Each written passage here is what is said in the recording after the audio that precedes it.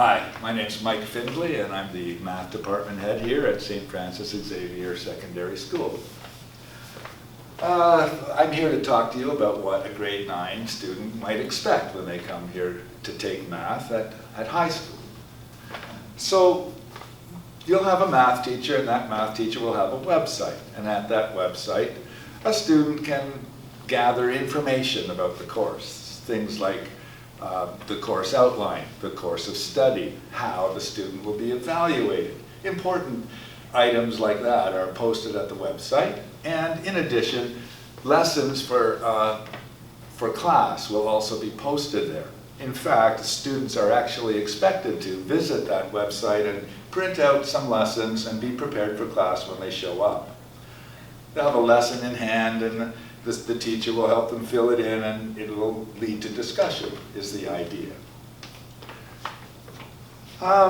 There is extra help available for math students in the school, usually. Traditionally, there's been peer tutoring where senior students will assist junior students with their math, or certainly math teachers went into the profession because they like to help math students who are trying to learn. And I've never known a math teacher who turned down a student who asked for extra help after school. So there's extra help available. And in addition, there's also websites that do a great job of that as well. How will a student be evaluated in grade 9? Well, generally there's tests and quizzes, and there's going to be minor tasks and small projects. At the end of the school term, there would be, let's see, the EQAO is an Ontario-administered math test, which sometimes counts for part of their final mark, as well as the exam, and a large project which we call the culminating performance task. Okay, there's 3 levels of math course when you come here to St.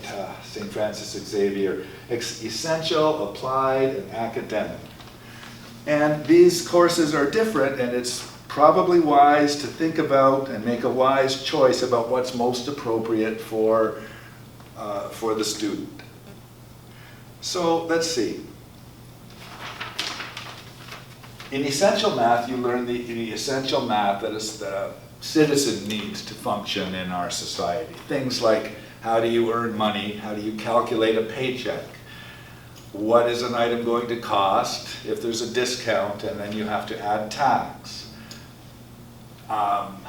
Basic ratio and proportion. Suppose I wanted to cook something and I needed to figure out the ratio of, say, water to mix or something.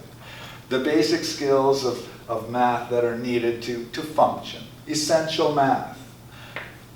Doesn't really lead to serious mathematics study later, but it does prepare a person for what's to come in life. Then there's applied and academic. Now, these 2 courses have major overlap. They're very similar. However, the approach to teaching is different. The applied course goes a little slower, and it's a little more hands-on and a little less intense. More time is spent on review, and so the applied course is easier, a little less serious than the academic course, which is more theoretical and more abstract and leads to serious study at university for things like engineering and serious math studies. So these are the levels of math course, and it's wise to think carefully and choose the one that's most appropriate. Now, one word of caution is that if the intention of a student is to really pursue university level mathematics, or a course that requires university level mathematics, then academic will be necessary, because if you take the applied course, you cannot continue into the academic stream after that. You need grade 9 academic to study serious math at the university level. So, if possible, I would recommend thinking seriously about taking academic, but at the same time it is challenging, and so a decision has to be made about what's most appropriate here. So that's all I have to say about it, and the math office is located in room 205, and the extension there is 73346. Thank you very much for listening, and I hope that your son or daughter enjoys the grade 9 experience here at St. Francis Xavier.